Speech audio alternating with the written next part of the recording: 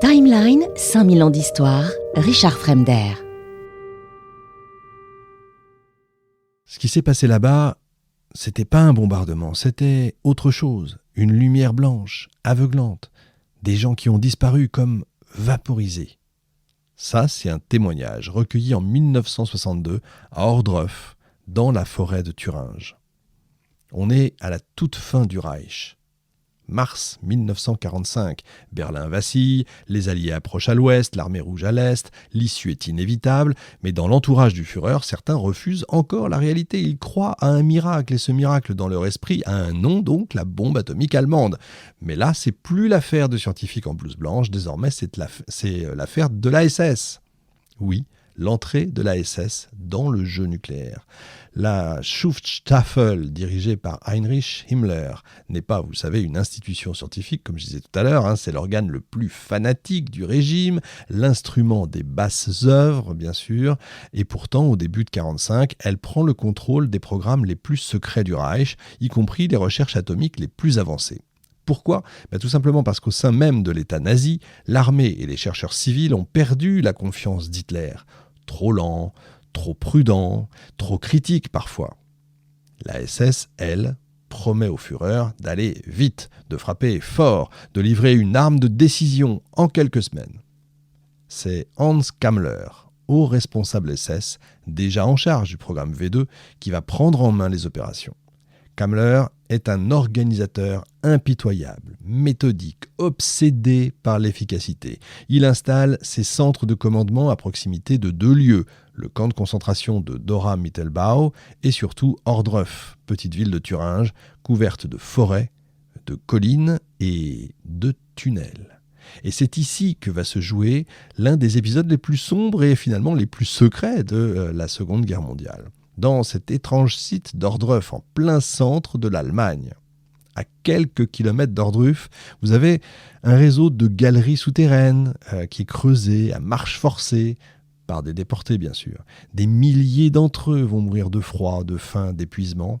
Et j'allais dire, ça c'est ce qu'on lit toujours et tout le temps sur cette Seconde Guerre mondiale, bien entendu. Les travaux sont dirigés par des équipes de l'ASS. Officiellement, il s'agirait de construire un quartier général souterrain pour Hitler, mais de nombreux témoignages recueillis après la guerre évoquent autre chose. Et j'insiste sur autre chose. Certains parlent de laboratoires souterrains, d'équipements techniques inhabituels, de déplacements fréquents de convois spéciaux, escorté, silencieux, inaccessible. Et puis surtout, il y a ce jour, le 4 mars 1945. Des témoins, anciens civils de la région, se souviennent d'une explosion énorme, précédée d'un éclair blanc, suivi d'un souffle sec, brutal. Des dizaines d'animaux retrouvés morts dans les pâturages alentours, des arbres tordus, des hommes brûlés. Et des centaines de prisonniers, affectés aux travaux bien sûr, qui ne reviendront jamais. Un survivant racontera plus tard, je cite, « Beaucoup sont morts tout de suite, ils n'étaient plus là, disparus, d'autres ont crié, ils étaient aveuglés, brûlés, on nous a dit de nous taire. » Ces paroles, rapportées dans les années 60, déclenchent finalement peu de réactions. Il faut attendre les années 2000 et l'enquête de Rainer Karlsch pour qu'on s'y intéresse de nouveau. Et Karlsch va plus loin que les simples témoignages. Avec son équipe, il va effectuer des prélèvements de sol sur les sites identifiés comme zones possibles de tests nucléaires. Autour d'Ohrdruf, mais aussi sur l'île de Rügen, en mer Baltique, où un autre test aurait eu lieu à l'automne 1944. Les analyses sont très claires. Des taux anormalement élevés de césium-137 et de cobalt-60, qui sont des isotopes caractéristiques des explosions nucléaires. Alors ces taux sont trop localisés, trop cohérents pour être attribués à Tchernobyl ou à une pollution ultérieure. En plus, aucune explosion soviétique ou américaine n'a jamais été enregistrée dans ces zones-là. Les isotopes sont anciens, compatibles justement avec une date autour de mars 1945. Les scientifiques allemands, consultés par Karlsch, dont les professeurs Reinhard Brandt et Arthur Scharmann, confirment qu'il s'est effectivement passé quelque chose de nucléaire sur ces sites, c'est incontesté et incontestable. Alors, c'est pas un test grandeur nature comme à Alamogordo pour le projet Manhattan, mais une détonation à caractère nucléaire qui utilise une technologie atypique, probablement donc une charge creuse à composante de fusion, une mini-bombe, si vous préférez, mais bien réelle. Et puis, comme je vous le disais, il y a le rapport soviétique. C'est un autre tournant. En 2002, Karlsch découvre un document classifié du Kurchatov Institute, l'un des centres nucléaires les plus secrets de l'URSS. Dans une lettre adressée à Staline, datée du 30 mars 1945, le physicien Igor Kurchatov évoque un essai nucléaire allemand détecté par les services soviétiques dans le secteur d'Ordruf. Le contenu du rapport est laconique mais explicite.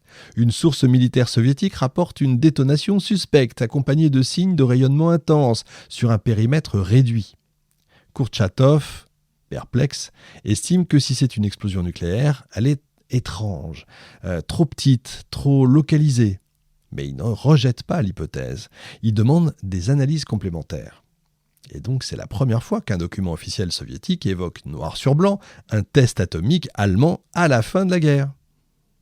Pourquoi cette affaire n'a-t-elle pas éclaté, si j'ose dire, plus tôt ? Pourquoi les Alliés ne l'ont-ils pas exploité ? Peut-être parce que la guerre froide s'est évidemment rapidement imposée et qu'il fallait éviter de raviver les débats sur l'origine des armes atomiques. Peut-être parce que les États-Unis n'avaient aucun intérêt à reconnaître qu'ils avaient laissé passer sous leur nez des tests nucléaires nazis. Peut-être aussi parce que les responsables eux-mêmes n'ont pas survécu. Kammler disparaît mystérieusement fin avril 1945. Alors là, la question se pose. Mort, exfiltré, les hypothèses manquent pas, vous vous en doutez. Certains affirment qu'il aurait été secrètement récupéré par les Américains, mais là encore, silence. Vous savez, j'ai déjà parlé de l'opération Paperclip, bien sûr, ce serait dans ce cadre-là. Une chose est sûre, ce que les nazis ont tenté à Ordruf n'était pas de la science-fiction, c'était un test, une tentative, un dernier pari. Et dans ce pari, ils ont sacrifié leurs prisonniers, leurs ressources, leur morale aussi, enfin ce qui en restait en tout cas, et une partie de l'histoire elle-même avec un grand H. Timeline, 5000 ans d'histoire, Richard Fremder.